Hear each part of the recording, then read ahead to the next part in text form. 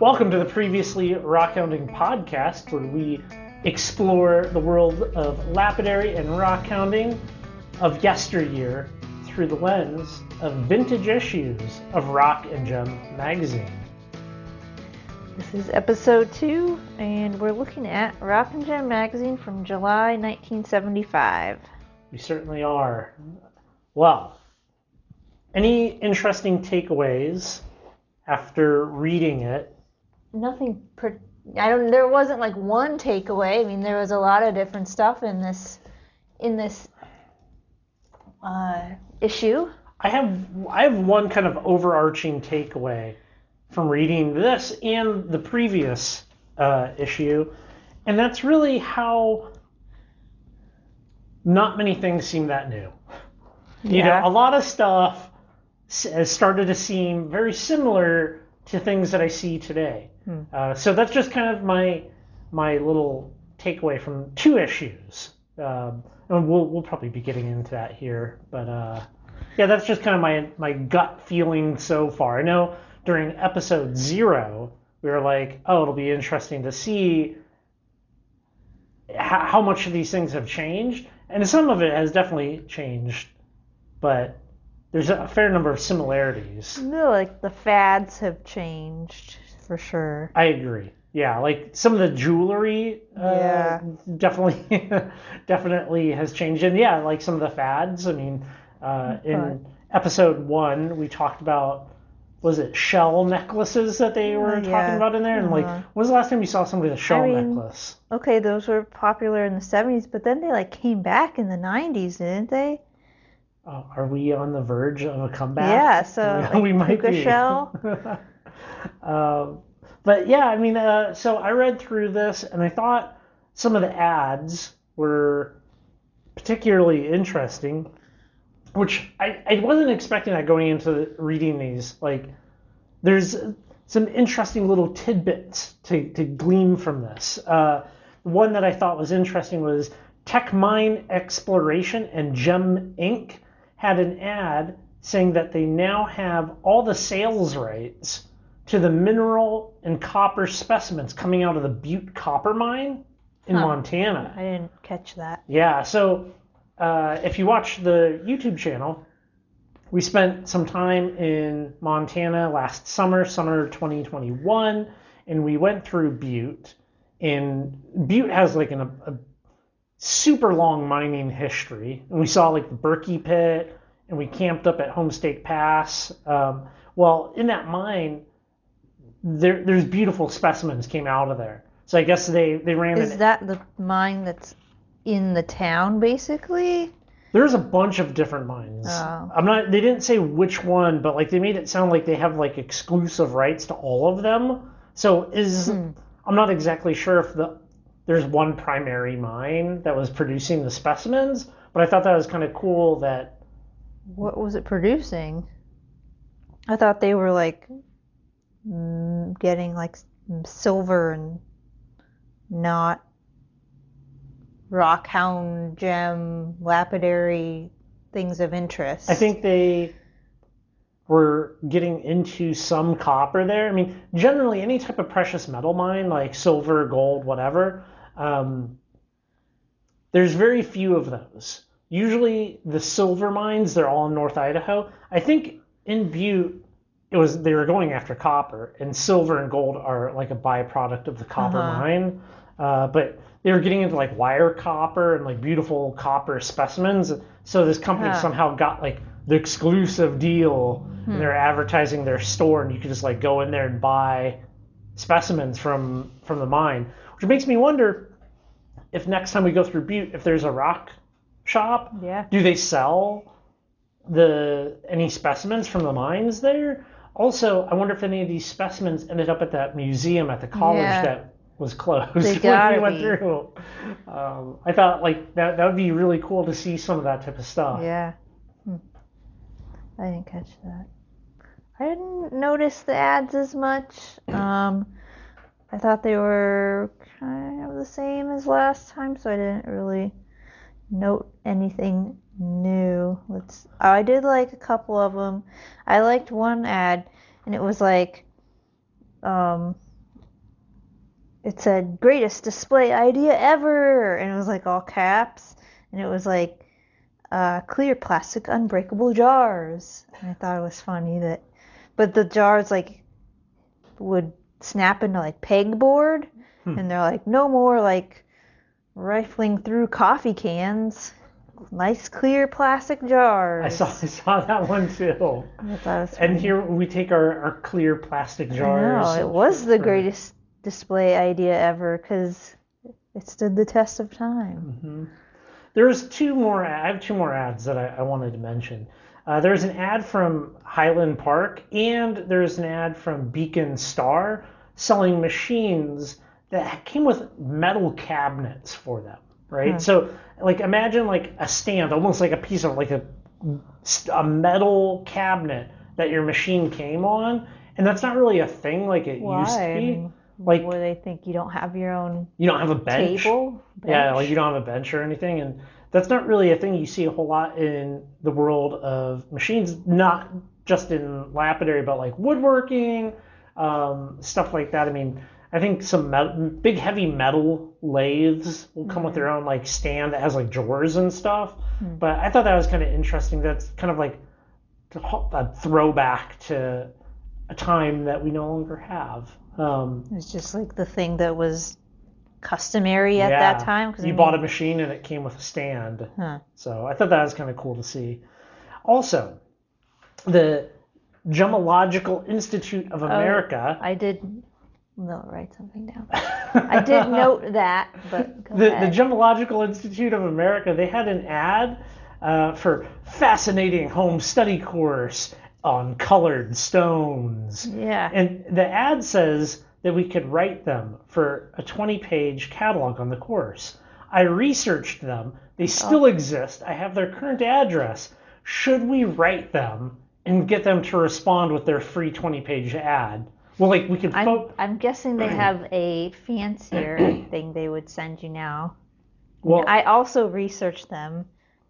Well, they have like 8 campuses. I mean, campus. I mean, what does it mean for? But I mean, they have like it was like Carlsbad, and then they have like New York, London, Bangkok, Hong Kong, Taipei, Mumbai. Like, I think we should photocopy that advertisement and mail it to them and be like, I would like my 20-page guide to colored stone. My colored stone they still guide. call it. I think they still call it colored stones. That's just like a term they use. I know, but it's not. It does sound very simplistic to be like colored stones. It does sound very simplistic. But you can still take a colored stone class.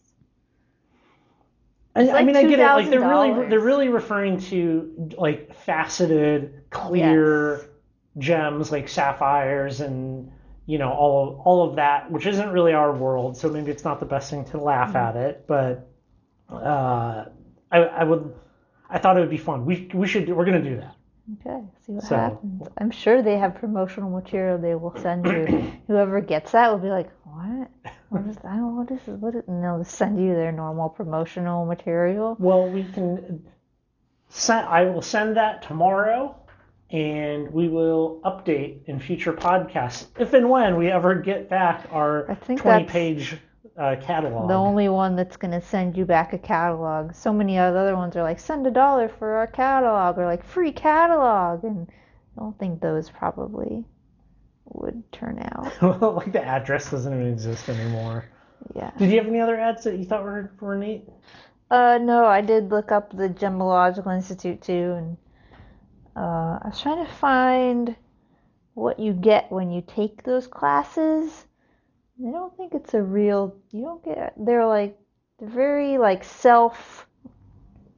Like you get the class and you get the thing that you can put after your name from taking the class, but that thing is a thing that they made up. Yeah. So it's not like you're earning a legit. It's not like a real like. It's not a college. It's not a credit. It's just like now you can call yourself a gemologist. Yeah, it's like... I don't know if gemologist is the right word. I mean, there are real gemologists. Right, that's why I don't think it's the right word. I got the feeling from the Gemological Institute that it would be like, I'm going to open up Jared's class of chair repair, Jared's Institute of Chair Repair, and you can give me some money and you can be a certified chair technician. Yeah, It's a that's little, what it was. It's You're a little right. bit like Like that. their own thing that they made up, and they're like, you could do it. You could have this title. Yeah. But, I mean, it must be a good system. They've been around since 1931. They have like 8 campuses in all the big cities. If anybody out there would like my course on chair repair, it's only $199. How many times? One time? A one-time payment? flat fee, and you can call yourself a chair repair technician.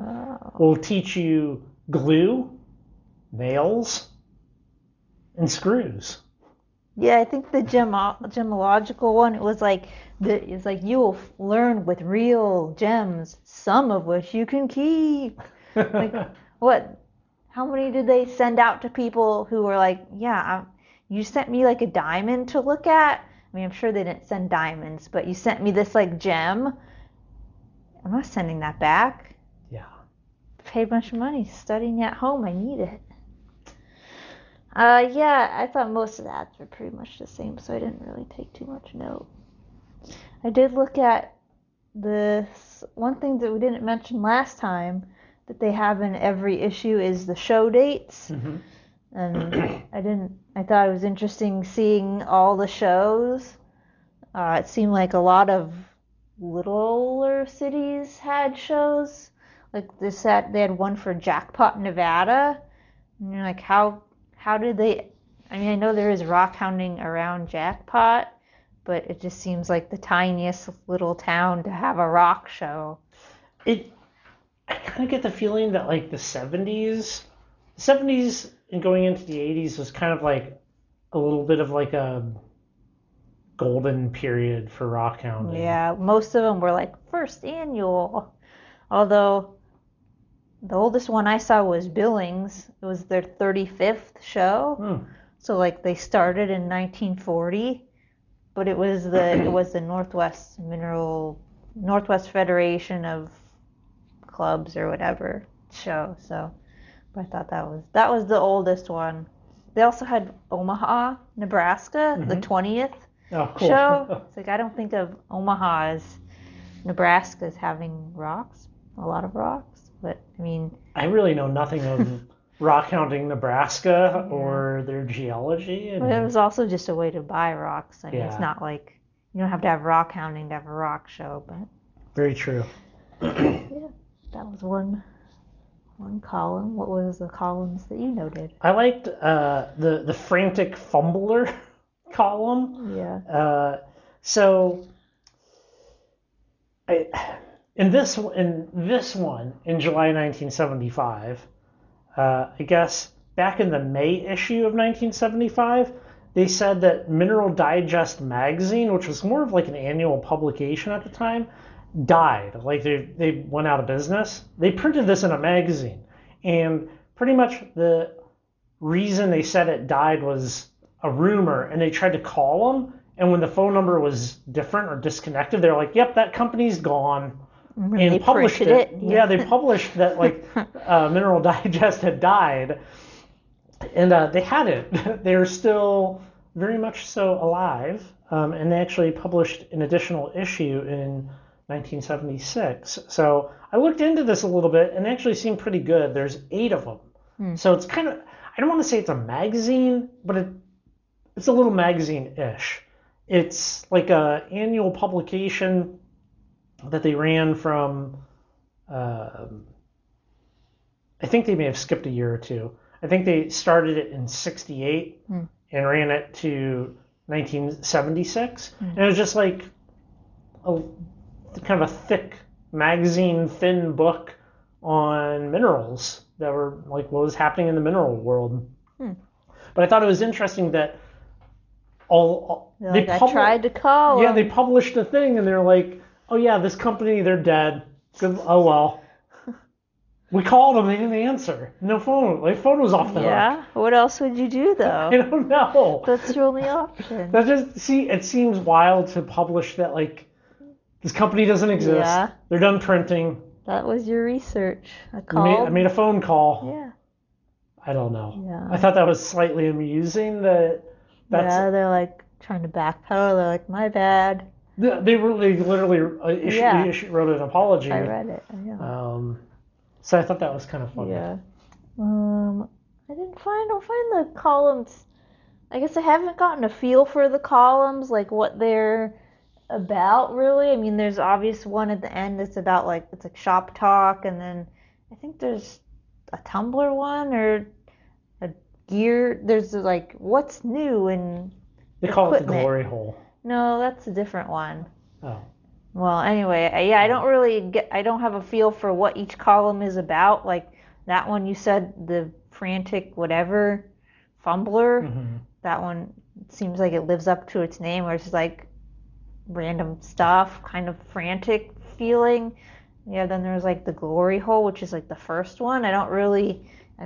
That seems a little bit like a column from the editor. Yeah, they don't like expressly say what it is. And then at the end there's shop talk. Yeah. And this one was also a little over my head because it was pertaining to like faceting and like getting like the proper angles or whatever while faceting a stone. And I just kind of didn't get it since I'm not a faceter, but I'm sure faceters out there could probably read it and be like, oh yeah, like and have some more insight on it.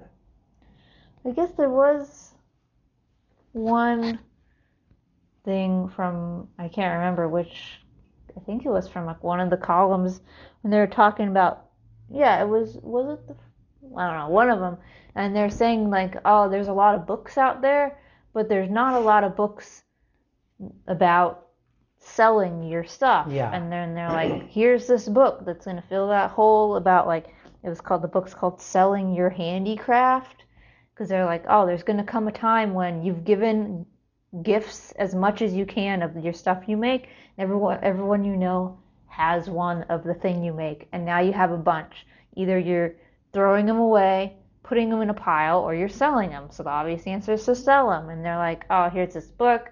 It describes like all the stuff about selling your stuff and like where to go to sell it, what to consider, all the stuff. And I thought that was interesting because I haven't really seen much in terms of books. I mean, there's a billion things online that are like how to sell your crafts, but I've never seen anything regarding rock, jewel, gem stuff. I mean, I think it's just because the answer is put it on Etsy. I think that's but it's not that simple. Like, well, how much do you price? What do you? True. I mean, as somebody that does not sell rocks, and I've never sold a rock, I'm clueless. I mean, I kind of have looked at pricing on things, so I guess that's really the only thing would be like market research. Like, but that would be hard in the 70s to do market research. Yeah. Now we can look at eBay sold auctions and all those places were like right for our catalog, so you didn't even have those catalogs. Yeah. So I think that's still a thing that's kind of missing now. People are like, I'm going to go out and find those rocks and get rich. And you're like, well, there's a lot of steps in between. Is it in your best interest to sell the rough rock, a slab, a finished piece, a dirt with the rocks in it? Like, there's a lot of things to think about. And yeah, I mean, as far as that goes, it's kind of interesting how added valued products like rocks, modern rock sales kind of goes. I mean, you know, it's one thing to pick up a rock and sell a rough rock. It's selling slabs, you get more. Jewelry, you get more. Like you get more because time. Time and diamonds go into the cutting and grinding of these things. Well, I mean, the articles. We saw the articles we need to talk about. The first one, I feel like this might be a trend. They did one on a universal ring mold, and it really kind of read like an ad a little bit. Yeah. Like, you know, it's like was a product, a universal ring mold, and it was kind of a way to wax cast interesting rings. So it's like a 2-part mold, and you put hot wax into it, and it kind of spins in a little box, and it's almost like a casting machine, but you're just making the wax mold. And they had some like interesting ideas of like, oh, you could put like a little chip of ice in Yeah. it and like do some interesting things so that you get a wax mold that you can then like use in a casting, and you would pour like silver in, and the silver melts that shape and takes the shape of the ring. And I go ahead. I thought I found that and there are some other ones where they're like describing how to do something. I found them hard to follow. Like I don't have any familiarity. Like, what is ring casting? I was like, are they making the part that goes around your finger? Are they making the part the stone goes in? Does this have to do with the stone? Like, I didn't really understand it in the first place. And like looking, I don't know if the like ink has changed over time, but like I was like, well, what's even going on in these pictures? They're like 3 by 3, like black and white. I'm like, I can see there's a hand and there's a machine, and I just did not. I guess I didn't read every single little description, but I was like, I don't even know what they're doing. And I only I barely get but it was like, I barely understand the idea of casting. yeah, But I mean, essentially, imagine a little thing with molds, and then you can make different shapes of rings in wax. like the part that goes around your finger. Yeah, the whole thing, like of the ring, and then like a setting or whatever, and Yeah, I don't know. I do that. But didn't I yeah. think they're like getting, from what I could tell, I think the people over at Rock and Gems in the 70s were getting free product Yeah, from companies to write favorable articles about them. That wouldn't be surprising.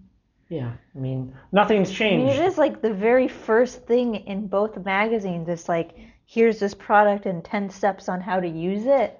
I mean, I feel maybe, I mean, obviously there's no way of verifying if that was the case, but I mean, that's the case now with YouTube and Yeah. with the internet. Like, companies reach out and try to do underhanded Yeah. marketing by giving away free stuff, and if Or you maybe it wasn't like free stuff with a favorable article. It's just like, here's some free stuff and directions and photos you could use if you wanted to write an article. yeah, But I mean, that certainly wasn't the most interesting article of the magazine. I mean, I that didn't- was not very interesting content. They didn't even show like the end result of using Yeah, it. I mean, it's certainly a lot of the articles, they're obviously written by a person who's reporting on their experience, or even when they're like doing an article about a person, it like starts off with like, oh, I didn't get an assignment to write about the best person, but I was so excited when I got this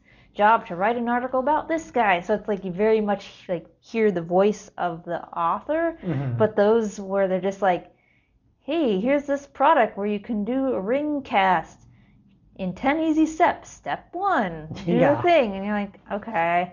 Versus like, hey, we got this product, we thought it was really different and really useful, so we want to share it with you. Like, there's nothing like that. Yeah, it doesn't really feel like it fits with everything else, and doesn't make sense to put it at the beginning because it's not interesting. Yeah, I mean, I agree. I agree with everything you said.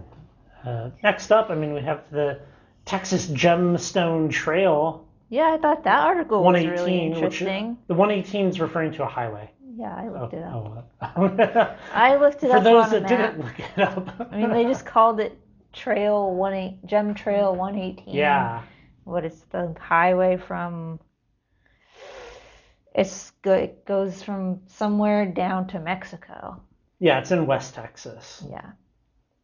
Yeah, I thought that article was really interesting. I looked it up because I was like, oh, first, where is this? And I don't know anything about rocks in Texas or rockhounding. I mean, I know when I've looked at a map, we've like compared, like, oh, look at the public land in Washington, look at the public lands in Texas, and there's like none. There's zero. And so then I was like, well, maybe it used to be different. So I pulled up Gaia, and I was like, there like really isn't much public land on near Road 118. But then I read the article, and it's all private ranch land that you're rock hounding on, and you're either asking the rancher to let you on their land, or it sounds like a lot of ranchers had setups for rock hounds to go on their land because it's so amazing. Material that a lot of them were going after was blue plume agate, and I thought that was kind of.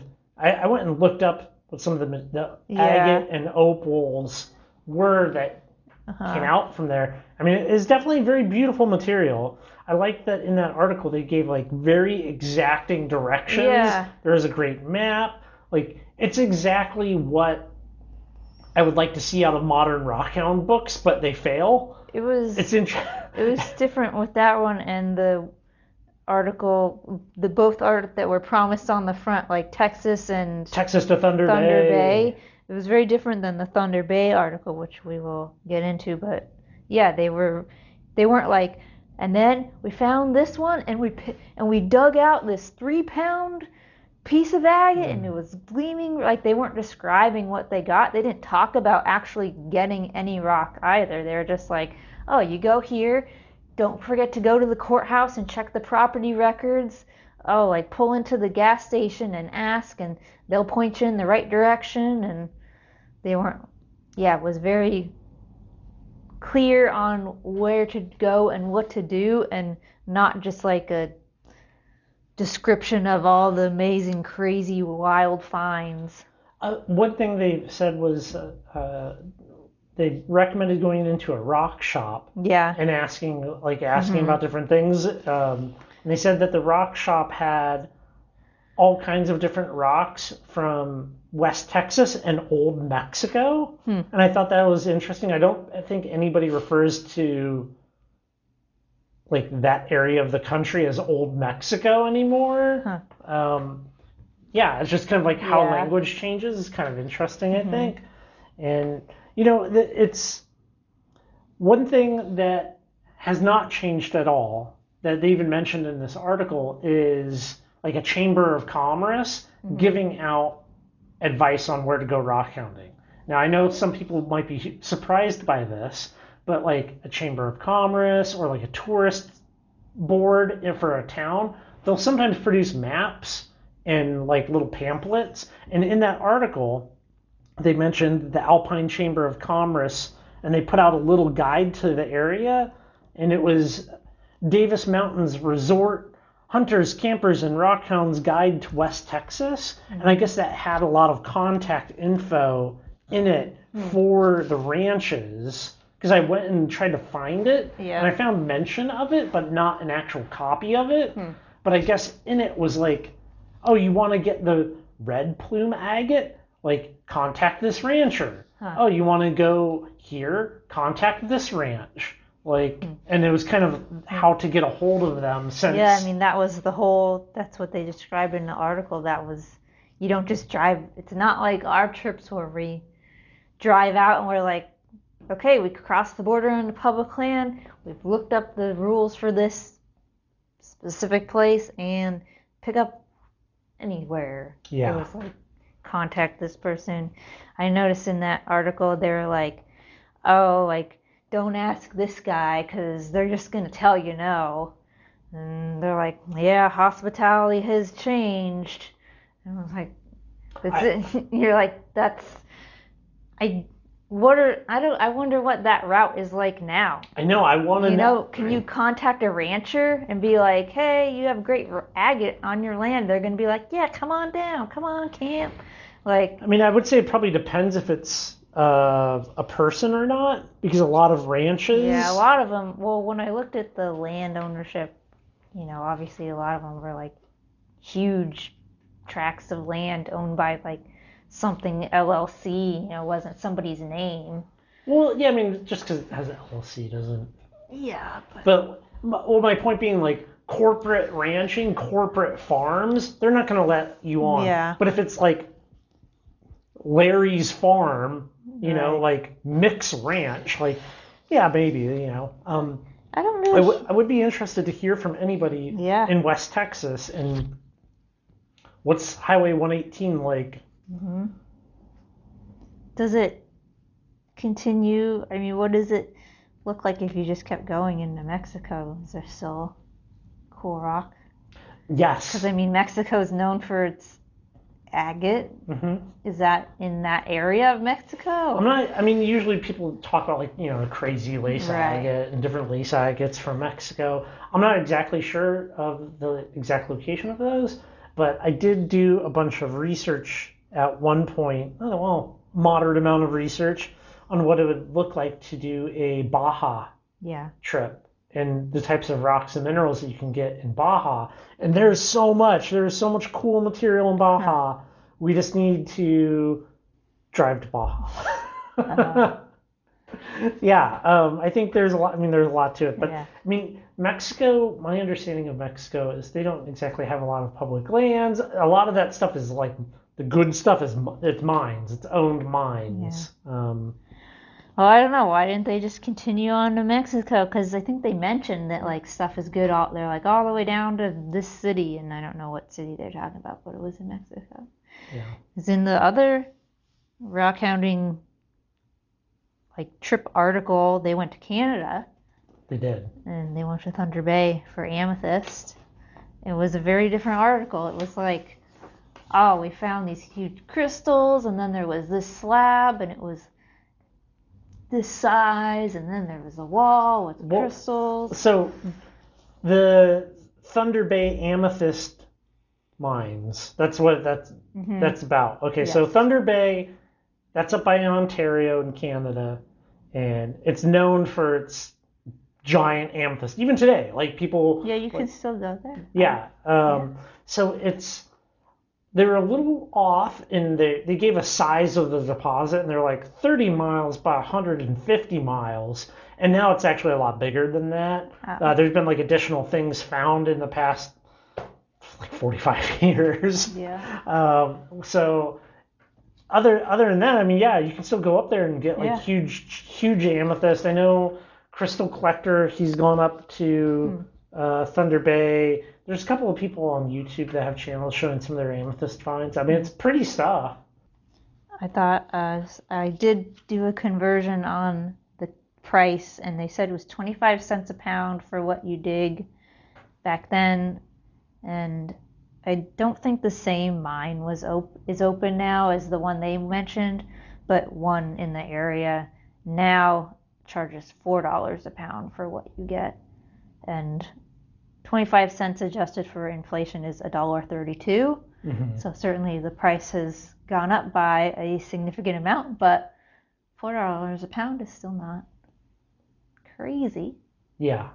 And I think that's great. Like some of the stuff that was popular to be made out of it, I guess making mugs was a thing. Like imagine like a coffee mug, and it's like a bored out giant piece of amethyst. That was a thing in the 70s apparently. Was it? Yeah, I looked them up, like Thunder Bay amethyst. Well, and one of the things that I saw was like back then there was somebody that was getting them and taking like a core drill and coring it out and then gluing an amethyst bottom back on, so it's like a coffee mug. I thought that was kind of funny to see that. I can't imagine somebody taking a giant amethyst crystal that's like that big around and then just being like, coffee mug. Well, they mentioned in the article the origin of the word amethyst, and it had to, I forget exactly what the actual amethyst word, what it was. They're saying that Greeks, ancient people, I thought it was in Greece, they would put amethyst in their alcohol like as they were drinking it, or they would drink out of an amethyst cup because they thought it wouldn't make them be hungover. And so maybe that's where the idea was of the amethyst mug, to be like, drinking my alcohol, I'm not going to be hungover tomorrow. That's kind of my takeaway from actually seeing some of the amethyst mugs. Although I looked it up on Wikipedia, and Wikipedia said that they did it because they thought they wouldn't get drunk, not because they thought they wouldn't get hungover. I mean, I feel like that type of stuff, like, I think that maybe it's like a translation, what do you think this word meant exactly? There's no exact. it's a little bit like a tall tale. Yeah. Like, It who's seems to weird to say? drink your wine with like amethyst in it. Like, don't drink the amethyst. As you're like, I'm not getting drunk at all.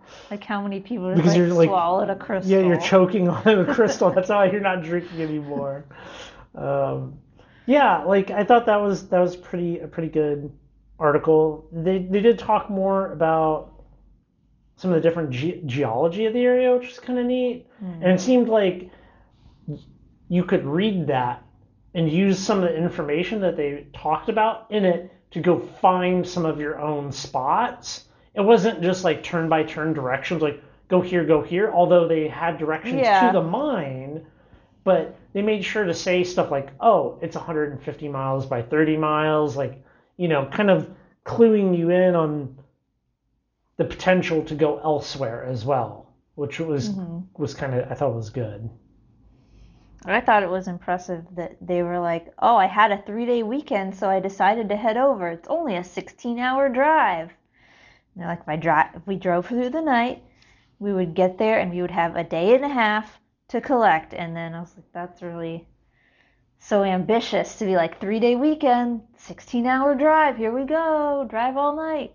But then it was like, oh, we got there on Saturday and we slept all afternoon because we'd been awake for 16 hours. So it didn't turn out like they thought. But I certainly don't think 3-day weekend, 16 locations, 16 hours drive away. Let's go do it. That's not a 3-day trip in my mind. Yeah. So I was impressed by their attitude. I mean, most people are like, where can I live in this city? Where can I go within 30 minutes? And you're like, oh, you're still in the city in 30 minutes. Like, nobody's like, I have a 3-day weekend. Where can I go? Limit 16-hour drive. Okay, after I record this podcast, I'm getting on Facebook and I'm going to ask people, where is there a good place to get rocks within 16 hours of Spokane? Well, there's a couple of other articles that I kind of wanted to touch on. One was This Star is a Rockhound. Oh, yeah. Uh-huh. So that article is about a famous pianist, Roger Williams. He lived from 1924 to 2011. Wow. So 87 years. He died at the age of 87. Uh-huh. Note to anybody out there: don't try to do math while recording anything. Well, some of the stuff. So basically, he had an amazing mineral collection, and they just kind of did this like profile on him. And I didn't actually know who he was at the time of reading it, but I looked up some of the things that he played or whatever that I am very familiar with. So in 1972, the love theme from The Godfather, that was him. The theme, or the 1974 theme from Murder on the Orient Express, that was him playing the piano. And in 1975, the theme from Rollerball, that was also him on the piano, which I thought that's kind of cool. Like, I don't know what any of those are. I didn't connect with this article as much because I was like, I've never heard of this person, and I didn't look him up. But if I had, I would have been like, I'm not sure. Do you know what The Godfather is? What's the song from it? It's the love. Okay, we can't turn this into the Godfather podcast. But I thought that was kind of cool that, like, this idea that, like, this guy who's very famous and a celebrity was also into, like, rocks and minerals. And, today, I don't necessarily associate celebrities with mineral collecting. Yeah. Like, I don't mean like a celebrity in the mineral world, but I mean like a A-lister like type celebrity. Now maybe there are some. I'm sure there are. I mean, I know that Roseanne Barr is into rock tumbling. That's like her thing. She's a rock tumbler. But yeah, it makes me wonder about like all of the. I mean, I'm not big into celebrities at all, but I'm sure there are celebrities with like very large pieces of amethyst for show, but versus him collecting minerals, not like because they're flashy, just because he's into it. yeah, I mean, I thought it was just a very good article on him. They kind of gave like a little bit about his past, and he had kind of a little bit of a checkered past almost. And yeah, I don't know. Makes you wonder what other celebrities are out there that could be secret lapidarius, Yeah. mineral collectors, Yeah. rockhounds. Oh, probably not rockhounds. We'd probably know. Yeah. I don't know. Yeah. I think if some of the celebrities that I loved growing up were into rockhounding, I would know. Yeah. Like, Probably. if we were out rockhounding and I look over and I'm like, oh hey, this really popular spot. Hulk Hogan, what are you doing here? Yeah. And he's like, what's up, brother? I'm here looking for agates. I'd be like, this is crazy. Yeah, you would know if that happened. Definitely. Like if you're like a mega celebrity, like some, like I don't know who, but it was like some musician. His hobby was like model trains, and he would have someone who would set up his model train in every place like hotel, so he could use his model train no matter where he was. I mean, if you were into rocks, you could always like bring your equipment and have someone set your faceting machine up. I mean, it'd be less work than setting up a model train. Yeah. So maybe. Maybe one of these days we'll be out at a spot and we'll see a celebrity. Run into Mr. T. The thing that I thought was interesting about that article was I thought this had more color pictures than the other. It does. The previous issue, there was probably less than 10 color pages, but this one had some color pictures of his specimens that he collects, and they had some that were like had pictures in them, and I can't see the pictures in them at all. Okay. Like it said, first there's a picture rock with a wild cat, a map of the U.S. with Nebraska, Williams' home state, marked, and Babe Ruth looking left. And it's like looks like two thunder eggs and a piece of picture jasper. You're gonna have to be creative. You gotta squint to see the picture in the cloud. I thought we'll take a picture of it and we'll put it up, and if anyone can explain it to me, because I don't see that. But that's also something that hasn't changed. People see pictures in rocks and they're like, whoa, this looks like this thing. It's so cool, collect it. Yeah, that is definitely. Do you see it?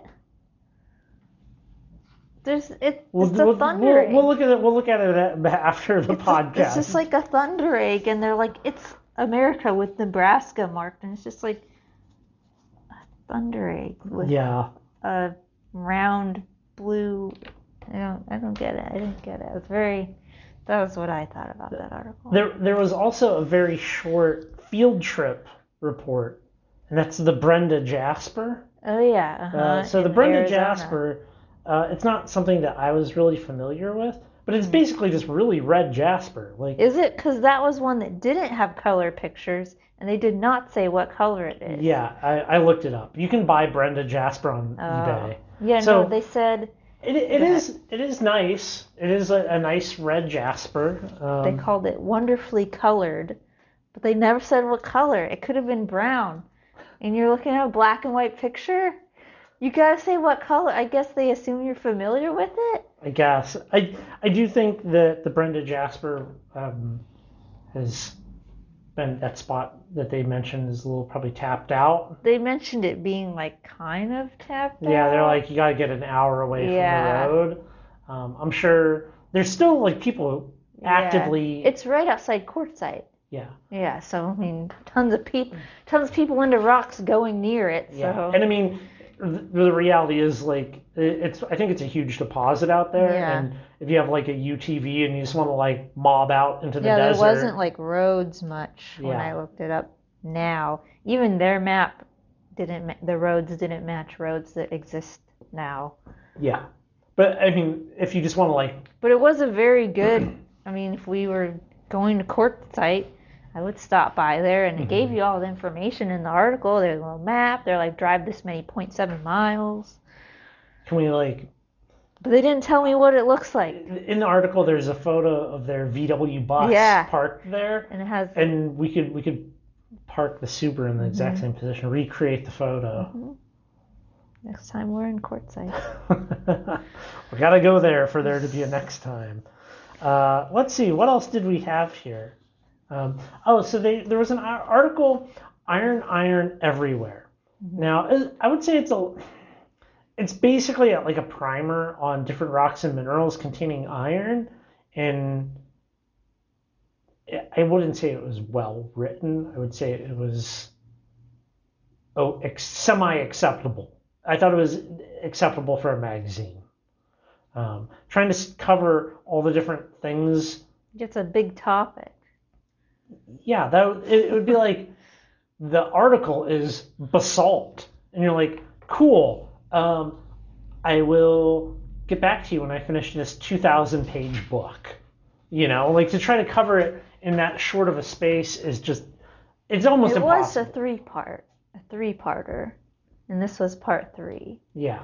So, I mean, they didn't try to sum it up in one magazine article. They did allow 3 parts, but yeah, that is. So the basics of it is iron is in like a ton of stuff. Like tons of rocks, tons of minerals, get their coloration from iron staining, different iron deposits. Like the iron along with other minerals will create different colors, and it's like a whole thing. One thing that did stand out a lot to me though is they have a black and white photo of a Tampa Bay geode sliced in two showing the iron staining. Now this is interesting to me because there's the whole like, I don't know, Tampa, Florida agate, the coral agates, the stuff that you have to dive for, those like geodes. They're not technically a geode, it's just like an agate with a void. But a lot of that material is kind of like touted as being like new or whatever, and a lot of that is because of social media. So it's interesting to see in a 1975 magazine that they have this material, and I mean, who knows how long before 1975 it was known of, but it's interesting when people are like, new amazing discovery, found while diving off the coast of Florida, epic finds, will we make it home alive? ? And in actuality, it's just stuff that we've known about for literally decades. Decades and decades and decades. Going on 50 years now. Yes. Like, and so, you know, maybe people could get off the hype train just a tad, because those underwater agates and different stuff has been well documented. So I thought that was a bit of an interesting takeaway. I mean, I know a decent amount about iron and iron's like play in all these other rocks and minerals. There are some excellent books on the subject if you want to actually get into it in the future. But I don't know. That one was a little over. I mean, I'm not gonna look at a black and white picture to be like, wow, look at the colors on that. I really see how the iron impacts that rock formation. Is the cover iron? The cover has like really red, pink rock, but that's not iron. What did that have to do with? That didn't have to do with anything. It's just like a flashy picture on the cover. Pretty much. Oh. Well, I learned a couple things from this one article. Well, a couple things from a couple articles, but they had one article on how you can help out Boy Scouts earn their merit badges, and I was surprised at how much it took to earn a Boy Scout merit badge. I mean, I don't know anything about Boy Scouts other than it's a thing and you do it and then you're an Eagle Scout. But like the requirements for the geology merit badge were they're like collect 20 specimens and name them and date them. I'm like, that would be hard. That's a lot of work. Or like, oh, like go talk to someone who works in a field related to geology and talk about, or like look at your roads and write an essay on 3 different kinds of rock used in road development in your area. And there was like, I mean, it was like a ton of different things. I was surprised at how much it took to earn a merit badge. I think it's gotten a little watered down. Well, I did look it up for today, and it still was a lot. I mean, yeah, it wasn't like collect 20 minerals and this. It was like collect 10 now instead of 20. I mean, not that exact. That's just but yeah, similar to that. I'm silently judging all Boy Scouts of modern times. I don't Go back to your roots, everybody. You should be collecting 20 minerals for your merit badge and not 10. Don't be lazy. Experience with Scouts is Girl Scouts, and I'm pretty sure we just like ate Oreos and earned badges, and that's all I remember. There's an Oreo merit badge? No. The Oreos were just the snack. Oh. The snack was the main part. And then I don't know. We did activities, I guess, to earn the badges, but I don't remember them. I certainly didn't collect 20 minerals or contact anybody. I mean, Girl Scouts when you're 7 is different than Boy Scouts when you're a teenager, but still, I was like, that's very different. I had no idea that it was that hard to earn the badges. Now, next time, can't remember last time I saw someone with a Boy Scout uniform on, but next time I'll be like, good for you, little kid. You did a lot of work for those. Sarah, you and your fond memories of being a Girl Scout. What did you do in Girl Scouts? I don't know. We ate cookies. Braiding each other's hair. You like sit in a circle and everyone has someone's hair to braid. Yeah. So I was impressed. Yeah, I was also impressed by the amount of stuff required. Yeah. To get that merit badge, which good. There should be a lot of stuff required. Sure, why not? Yeah, set the bar high. Like you actually have to learn something. Yeah.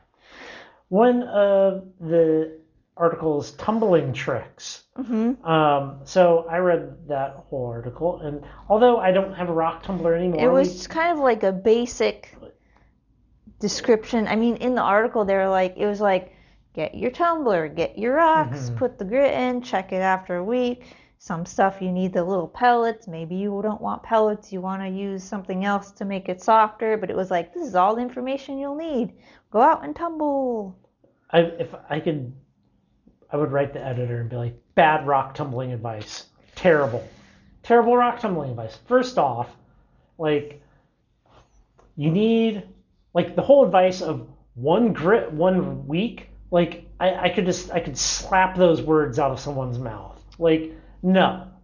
Anybody that tells you that you're going to be on your stage 1 grit on rough rocks for 1 week, they're a liar, or they've never rock tumbled before. Okay? Like, maybe their expectations were lower. Because that person that's still advice that people give today. I know. It's just like terrible. It's terrible advice. Okay? You want good advice? There's like Michigan Rocks on YouTube. That guy's a rock tumbler. That guy knows everything about rock tumbling. Great stuff. This, bad advice. It was very basic. Very basic. The one thing I did like about it, which I don't think is something spoken of, and that is variable speed rock tumbling. So they talk about slowing down your rock tumblers and, changing the speed of the number of revolutions per minute. What you want is slower speed. Sometimes. I think, now, my personal opinion is we're at a point in time, all rock tumblers that are sold today need to be variable speed.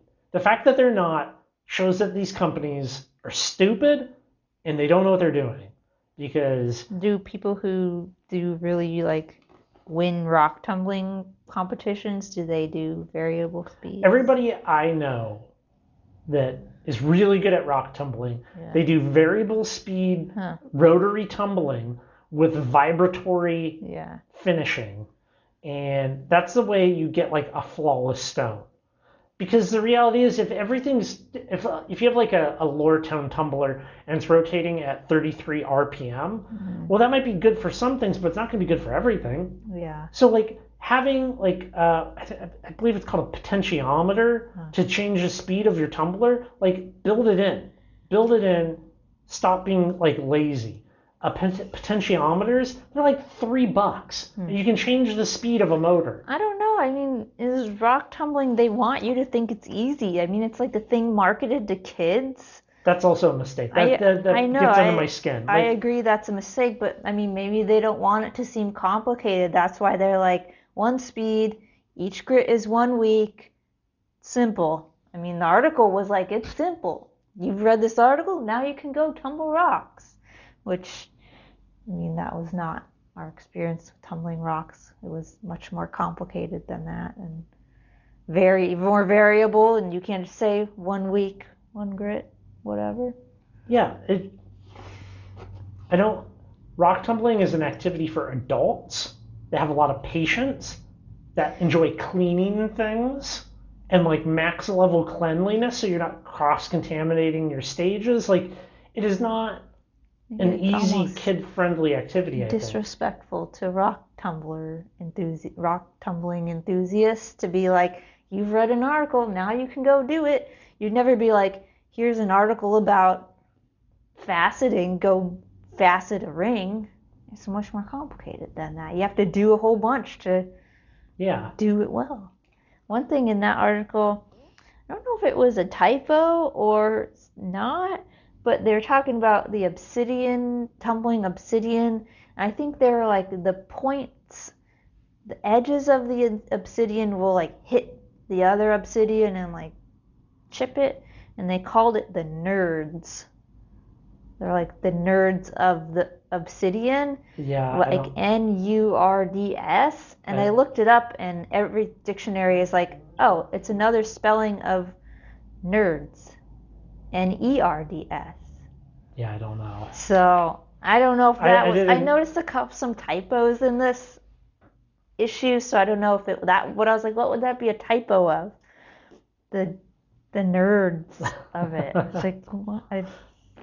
Well, I think we're down to the last article, and it's not something that I can really comment on a whole lot, but it was an article about inlays. Yeah. And inlays are something that I know very little about.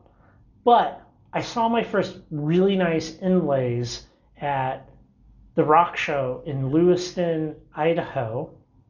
One of the members there had a bunch of inlays. He also did some picture jaspers, and he used some almost like inlaid cabs and made doll furniture out of them. And it was very, very cool to see inlaid stones. It's not really popular now. It's really not, but it seemed like it's hard to not make it look hokey. Yes. Some of the example photos were like, it's this like Poppy Jasper is Mars and this other piece of thing is Earth, and you're like looking at the planet. So I was like, I don't know if that's the best use, but some of them looked pretty cool. Like, yeah, I mean, he had one with like a UFO in it. Yeah. I thought that one was kind of good. Mm-hmm. But yeah, I thought, I think it's interesting to be kind of exposed to an aspect of lapidary that seems like it's kind of died a little bit. I mean, yeah. There's obviously still people out there doing it, but it's definitely not like a popular form of lapidary. I mean, things like doing mosaics and doing inlays are just kind of out, I guess. Yeah. I thought, I mean, a lot of people just make cabs. What are you doing with all your cabs? You might as well make an interesting shape or think of how the rocks fit with each other, make a picture or something. Like, yeah. They didn't mention like a reverse inlay. and I don't know if I was understanding it correctly, where you take a translucent rock and you put another rock behind it, and you like cut into the front rock so that it's thinner and it like shows the thing behind it. I thought that was pretty interesting. Yeah, I can kind of picture how it would work. But like you have like a hazy piece of agate and you like have something solid kind of cut into it. I thought that's a neat idea. Well, that's about all I have for this issue. Well, in the next episode of the Previously Rockhounding podcast, we're going to be looking at Rock and Gem magazine from November 1975. We have How to Forge a Ring, Discovering Wolfenite, Working with Opal, Rockhound Field Trips, and Illustrated How-Tos. Next time. Certainly less specific then. I mean, it just says how-tos. How-Tos! Rockhounding field trips. I mean, this one was like field trips from Texas to Thunder Bay. So I wonder where we're going to go next time.